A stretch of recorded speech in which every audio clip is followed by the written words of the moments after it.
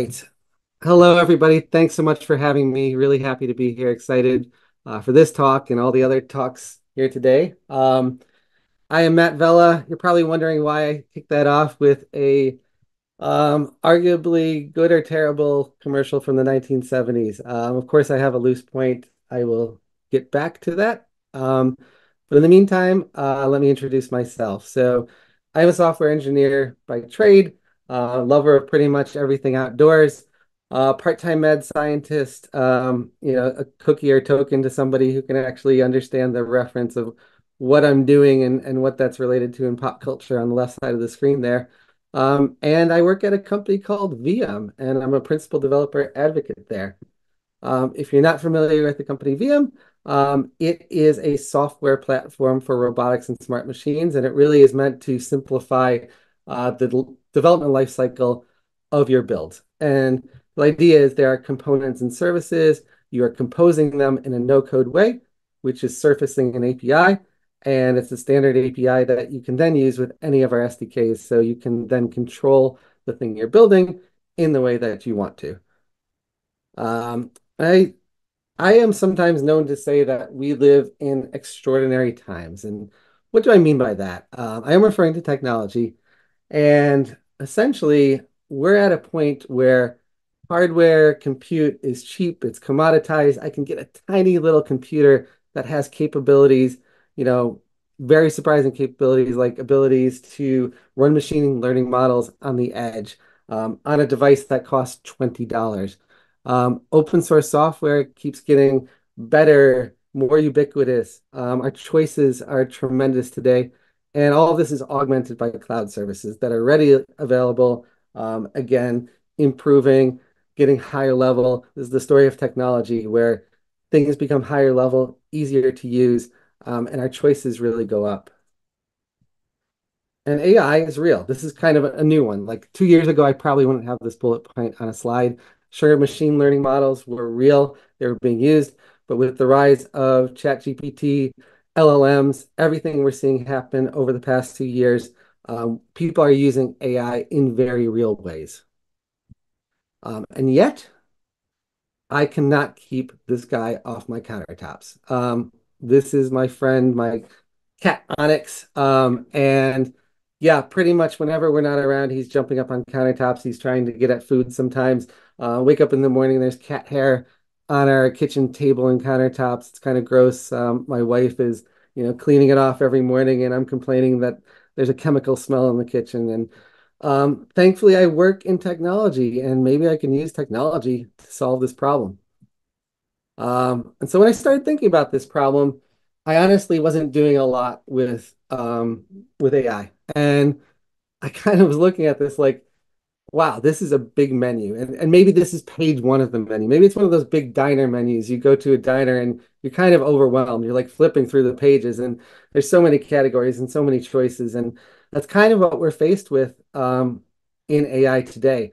Not only are you having to choose a large language model and there's, 10 new ones that were released this week, but also how do you run those large language models? What are these frameworks that give you additional abilities or ways to augment what you're trying to do. Traditional computer vision models. And then, of course, like the languages, sometimes you're actually restricted to Python and C++. Sometimes that's actually not a great thing. Maybe you want to integrate with some other language, and that integration is a little bit tricky. Um, so this is probably it's kind of like a dated concept. You might have seen this. I think it used to be called the iron triangle of project management. The idea was you have to pick two. You can't have good, inexpensive, and then getting the project done on time. Like you basically have to choose two.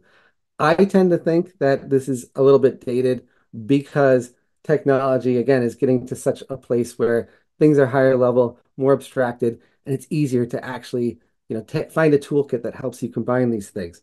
But what does this look like for AI projects? Well, probably we want accuracy. We want the AI, whether it's a large language model or something else, to respond pretty quickly. We probably have budget constraints, and oftentimes we want privacy. And so these are probably, what I would consider our constraints for AI projects. And if we can meet those constraints, working within that menu or maybe going off that menu, then maybe we can have it our way. All right. How about this? The sun is shining, the coffee is brewed, and all is right in the world. Good day, friend. All right, so that is Sam. This is a simple companion robot that I built with probably $50 worth of parts last year. And I figured this is maybe a good tool. Maybe this is something that I can use to keep my cat off the countertop. Again, using cheap commodity parts, I think it's a Rock Pi Zero, about a $30 computer, little single board computer in there. Um, so what would Sam need to actually have it my way and get this project done for me. Have it so maybe he's keeping Onyx off the countertops. Well, first, he needs the ability to interpret the environment. Is there a cat? And is it on the counter? Traditional way that somebody might tackle this would be to use an object detection model, essentially a machine learning model that understands different objects, including maybe a cat. And typically it would work like this. You'd have a camera, you'd pass an image from the camera to a machine learning model, and it would give you dimensions of any detections, including maybe a cat. So that's well and good. However, it starts to get a little bit tricky if maybe the cat is partially behind the table. And so now the bounding box is overlapping with the table. And by the way, the table is not necessarily showing up in the image as a perfect square. And so now math starts to get involved. How do we actually calculate, is the cat on the countertop or on the table? And what if Sam is now turning his head? Now the calculations change because his perspective changes. What if I bump Sam on the counter and he moves over by a few inches? It gets really complicated. Um, is there another option? The answer today is yes. And the answer might be a visual large language model, sometimes referred to as a multimodal large language model or VLM. Moondream is one example of a small but capable VLM. This can basically run on any CPU. Speed is going to vary, of course, but I have run this on a MacBook. I've run this on single board computers, and so we can try running this locally. Um, and then what else does Sam need to do? Well, he might need the ability to speak, right? He might need to say, Onyx, I see you, get down. So how can we use this? Well, we could try Google Text to Speech, and that would probably sound something like this. Onyx, get down from there. Would that be effective in getting him off the counter? I don't know, maybe not. It's not that expressive. Um, we actually have a Google Nest device in the kitchen. He's probably used to that voice already. Can we try generative text to speech? And can we run that locally? Well, yeah, I tested it and it sounds something like this. Onyx, get down from there. So a bit better. And I can vary the voices. I can actually like rotate the voices and keep Onyx on his toes. Um, so yeah, let's stick with that. Okay, let me pause here. Why is all of this interesting? Well, for me, I think it's interesting because today, these great products like Google Nest or Amazon Alexa, they do what they do really well, but they're rigid. I can't actually tell it to keep a cat off a countertop or, watch for a young child playing with a gas stove. But many capabilities granted by newer ML and AI technologies are within reach. And all these capabilities can be used really in any scenario. So I'm showing you this home scenario that is very real to me. But there are scenarios for industry, for maybe a workplace. And maybe you're building a real product and you want to use some of these capabilities to accomplish your goals. Um, we've seen some AI assistants come to market recently, like the AI Pin and the Rabbit. And these are really interesting proof of concepts. They're attempting to do some real things, but at the moment, they're not super useful for doing things that people really need done. But all that is going to change because all of this is within reach. And so you might go out and build a product that actually is doing real things with AI. All right, so here I have a little video where I'm actually using ChatGPT and for its visual capabilities. You can see it takes about 5 seconds. It's accurate. It's saying, yeah, the cat is on the table. Here's an image where the cat is not on the table. Ask the same question. Again, takes about 5 seconds, but it's accurate and it's answering. So great. We can prove that a visual language model can service this need. Okay, and yeah, this is ChatGPT. It's capable. It's obviously state of the art. It's still the large language model, the multimodal now large language model that everybody's looking at. The speed, a little slow, 5 seconds, but probably acceptable. We might be just checking like once a minute, something like that, to see if Onyx is on the table. Um, Privacy concerns? I mean, maybe. I don't love sending images of what's happening in my kitchen every single minute of the day to some corporate entity. I'm sure they're taking all the right precautions. I'm sure they have all the right policies. But if I could avoid that, would I? Yeah, probably. But this might be the real kicker, the real problem here. Um, Pricey. So right now, this is the cost to process a 640 by 480 image. If I was doing this twice a minute, and I was doing it constantly, it'd be $6 a day, which actually adds up to over $2,000 a year. Is it worth that amount of money to keep my cat off the table? Probably not. Even if I reduce it to just checking once every 2 minutes, still pretty expensive. So what about using a local VLM? Well, is it capable? Yes. Here's one called Uform that's small. I showed you Moon Dream before. There's a number of these that have recently come out there, and I've tested them. And for these use cases, yes, they're very capable. For maybe more complex use cases, you might need a bigger model. But for what I'm trying to do, absolutely capable. Privacy concerns? No. I'm running this on my hardware. It could be my laptop, even better yet, a single board computer that's always up and running within my home network. So I don't have any privacy concerns. Um, and so how would I actually test this? So here I'm showing you the VM platform. Um, the U form is actually exposed as a vision service module within VM. So here I am configuring it. This is kind of how VM works. It allows you to, again, like in a no-code way, configure the different things that are making up your machine.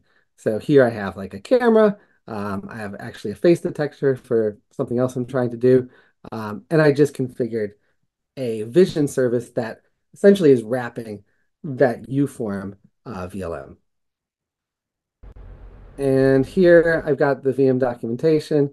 And why I'm showing you this is that VM essentially exposes an API for each type of component and service. So here, this is a vision service, and every vision service can expose API methods for detections, classifications, segmentations. In this case, it's actually classifications. It doesn't expose any of the other methods because we are classifying this image. With a VLM, we're actually describing the image, and we can also go ahead and pass in a question like, what is the person in this picture doing? Or is a cat on the table? All right. And so what does it look like to actually use this VLM with VM? So here's a Python program using the VM Python SDK, and it's really just two lines of code that matter here. First, let me instantiate the vision service. Well, first I've connected to my machine. That's important too. But now I've instantiated the vision service, and then I just call a single method called get classifications, and I am passing in the question. And it's going to return an answer. I'm also passing in the image. All right, so what does that look like in action? Um, so I have this little single board computer. It's an Orange Pi 5. It's actually got a pretty good processor. This is about $120. So for single board computers, it's not the most expensive, but it's not the cheapest either. Um, and you can see it's actually answering the question correctly. Is the cat on the counter? Yes, it is. It's on a wooden dining table. Um, how about with this picture? No, there's no cat on the table or countertop. Bad news, it took 37 to 40 seconds. So, um, fast enough? Not really. Not really for this use case. Like, are there some use cases where I'm maybe just scanning a room and seeing if there's changes over time, and I'm only doing that like once an hour, once every 10 minutes, that might be fast enough. For this use case, I kind of want it a bit more real time. All right, so this is a serverless conference, of course. And it just so happens that while I was thinking about this project, I thought, are there other options? Are there other options that I can do other than, going to a big provider like ChatGPT where it's too expensive and I have privacy concerns, or running locally? And I came across this company called modal.com. And what's really nice is they have per second pricing. It's serverless, and they have all these options for very powerful NVIDIA GPUs. And so what would this look like pricing wise? Before testing it, I did a big, sorry, a little back of the napkin calculation. And if I were running this once every 2 minutes, assuming a 5-second response, cost me maybe about $35 to $50 a year, depending on which of these GPUs I'm using. Um, is that palatable? Probably. And honestly, cloud services go down in price over time. Large language models, VLMs, also are getting faster and more capable. So that price could actually go down over time. All right. So, yeah, the two questions are, is it fast enough to keep the money down? So what does this look like? Well, Modal basically has this way of describing what they call an app. An app is essentially an image. So you can see I'm pulling in this image. It's Ubuntu 22. It's CUDA capable, which means that it can leverage the GPU of the NVIDIA architecture. And I'm, adding a Python version, some dependencies here, and then I am going ahead and setting up in the image Llama C++, which is a way to interface with a large language model or a VLM. And then I'm actually pulling the model. This case, I'm using Moondream because it integrates really well with Llama C++. I'm pulling it into the image. So that way, whenever the image starts up, it's already pre-baked. It doesn't have to take the time to install all of this. And then I'm calling this app Moondream. How do I use this app? Well, first I need to define some functions. So there's a start function. This is essentially what happens on a cold start. So when this thing is woken up and there's not another instance already running, it's going to bring up Llama C++ and load the model essentially into memory. And then this is really the method that we're going to be using, which is called completion. I'm passing in an image and a question, and it's leveraging that model, the Moondream model, to give us an answer. And deploying it is really just, there's a really nice CLI for this Modal project. And no, I'm not associated with Modal. I just ran into their service and tried it out for this project. And it's great to use, great developer experience, actually. And so here I am deploying what I just, described, this app that I'm creating. You can see the app was deployed. Here I'm actually using the Python command line to show you how to use it, right? And so I import modal. I load an image. In this case, it is the cat on counter image. I am instantiating the class that I just defined, the Moondream class. And then I'm just remotely calling that function completion. Is the cat on the floor? And it returns an answer. So I now am running AI in a serverless way. Okay. So, of course, I am building my project with Viam. And so how would I make this available to my Viam project? Well, I could use that code directly in my project, but even better, I can create a Viam module. And a Viam module essentially just wraps what I just showed you and exposes it in a get classifications method.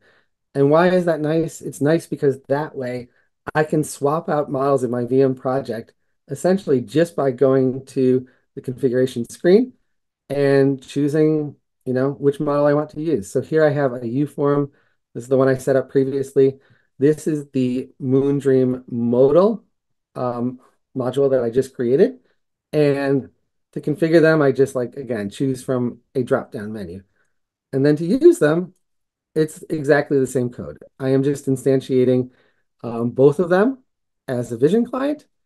And then I'm going ahead and I am asking the questions with this get classification method. So yeah, very repetitive code, but again, just showing you that it's kind of nice because I can swap out these models and no matter where they're running and what underlying model they're using and even what framework they're using to serve the model, my code that's actually going to use it for the real use case really stays the same.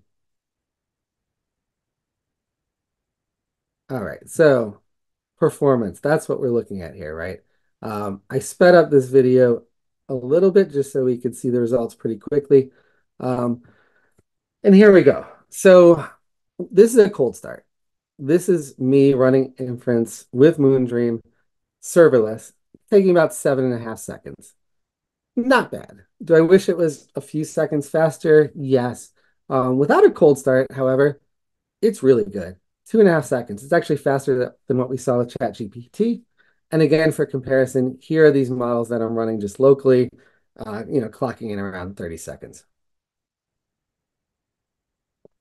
Um, so what is this showing us?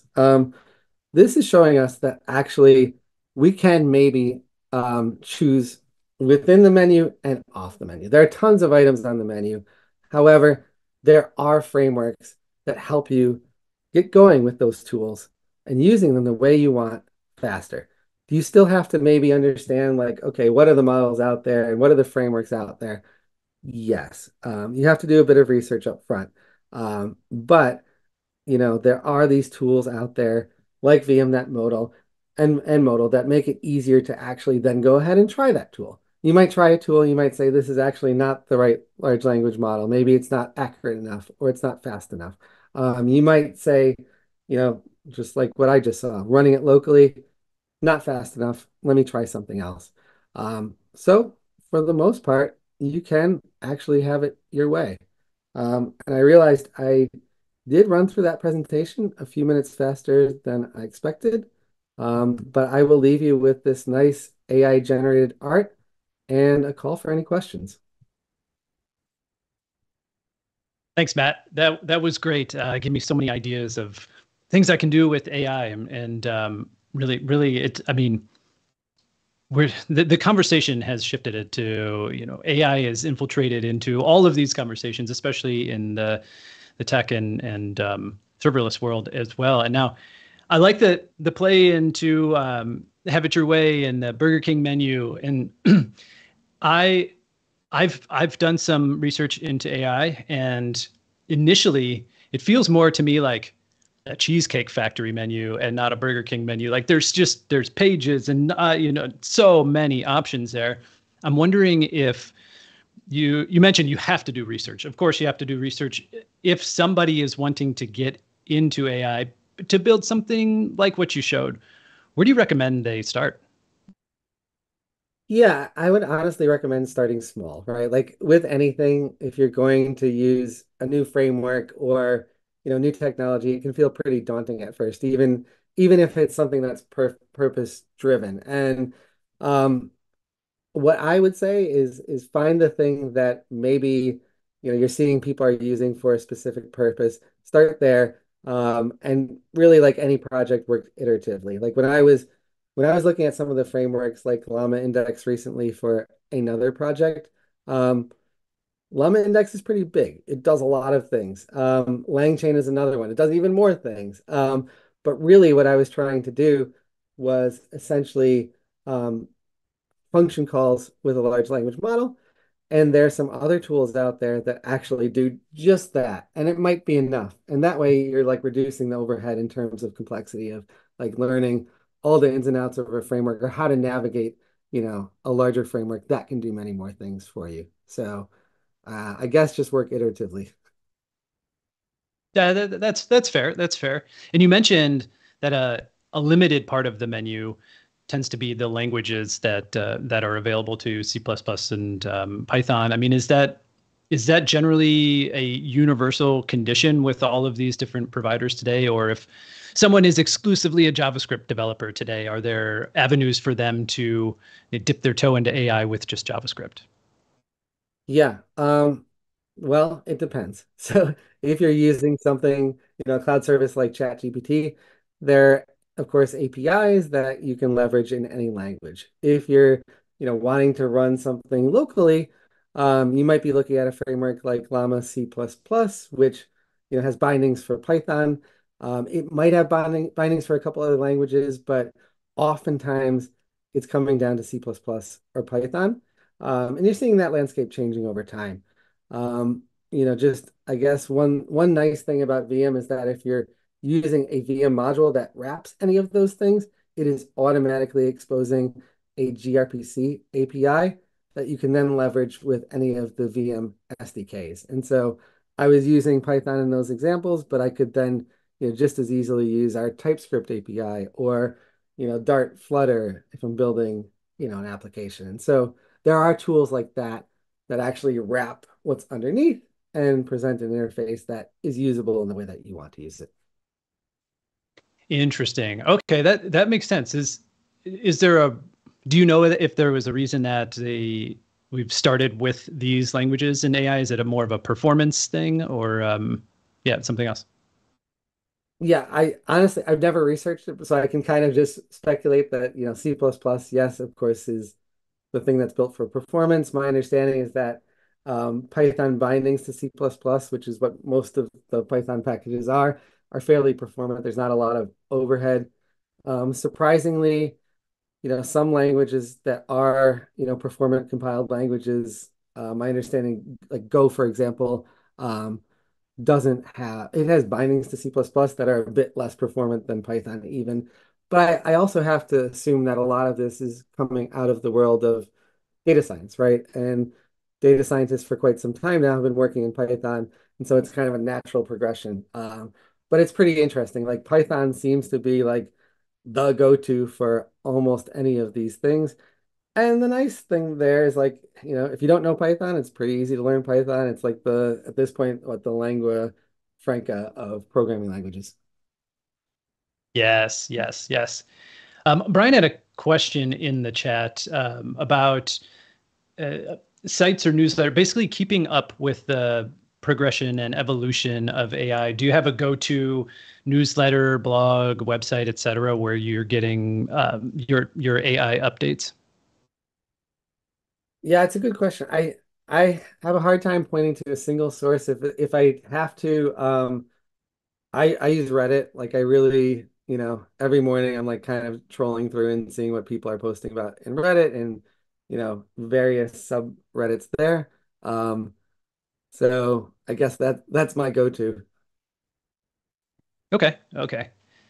And there is lots of chatter when you showed the differences in pricing, and I had a very similar immediate reaction that between between ChatGPT and serverless AI, there was basically an order of magnitude difference in terms of cost. And I kind of have a two-part question for you. One is, do you have a sense of why that range is so different today?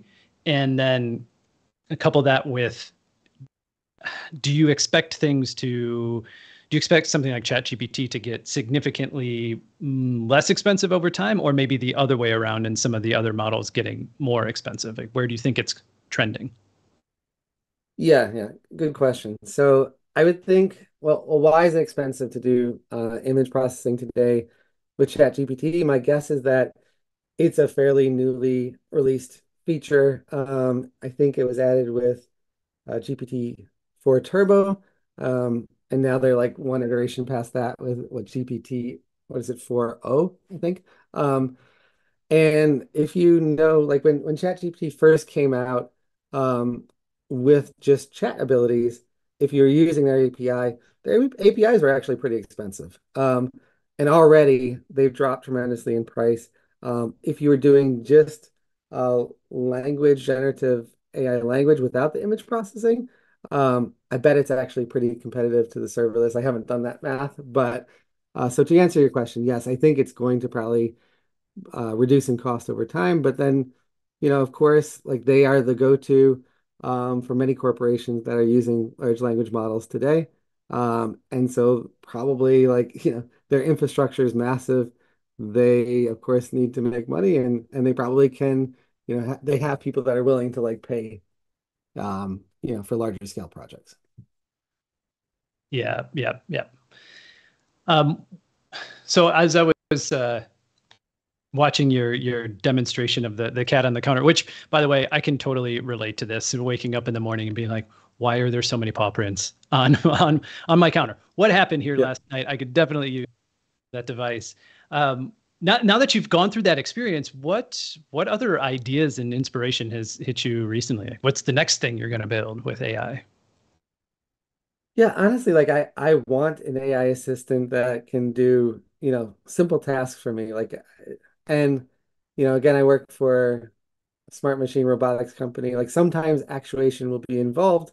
So, I was thinking, could I build something that's simple door lock, but it's a little more custom than like the door locks that you get today, and maybe it's actually using AI. So periodically, it's maybe like shifting out like the secret questions and answers that you might need to use to get in the door. This is kind of like a last resort type thing. Like we all have keys, but we forget our keys sometimes, right? And so something like that. I was also thinking like outside of the home, could you leverage AI to, essentially like lead somebody, a visitor in an office to somebody's desk, right? And kind of like in my mind, I'm relating this to Hitchhiker's Guide to the Galaxy. I'm not sure if you're familiar. There was a concept in there called genuine people personalities. And the idea was, anything that's a machine had a personality. And that is very possible with AI today. Now, in those books, it was kind of like an annoying thing. Like the personalities always were like, you know, getting on people's nerves or maybe they were too human-like and they were complaining about opening the door for you constantly. But I kind of like that idea in that could we have like these small, inexpensive devices that are actually doing real things for us that are kind of to start like really low lift things. Yes, yes, I love that. I just read a book that was I think it was, I'm going to say the title wrong, something like A Long Way to a Small Angry Planet, or it was something like that. Long title. But yeah, there was an AI machine with a personality, and that was kind of a core part of that book. And yeah, I mean, when that was written, it maybe felt like it was farther off, and now it feels like we're probably not that far away from that being some sort of reality, which is it's interesting. It's definitely going to change life for a lot of us for sure. Yeah, yeah. The AI thing is really interesting. I think I love it as a human computer interface, and I think that's fairly benign. But, then when it comes to things like art and music, was I happy I could like create this with ChatGPT, this image here in, 3 seconds, and it's actually pretty decent? Yes. Do I love that, it's getting harder and harder to tell, what's human based and what's AI based? Like that's it's a little weird. Yes, yes, for sure.